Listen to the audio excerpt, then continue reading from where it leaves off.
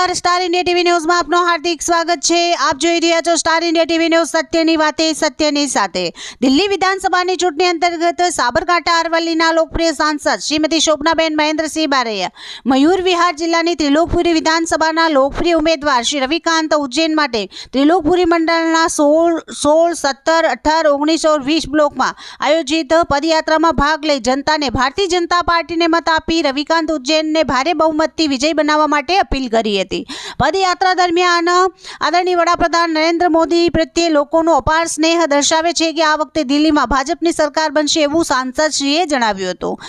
આ દરમિયાન સાંસદશ્રી સાથે મંડળ પ્રમુખ રાકેશ કશ્યપ, પાર્ટીના પદાધિકારીઓ અને કાર્યકર્તાઓ હાજર રહ્યા હતા। Star India TV news Savgadh reporter Shahbuddin Shiroya, જિલ્લા સાબરકાંઠા।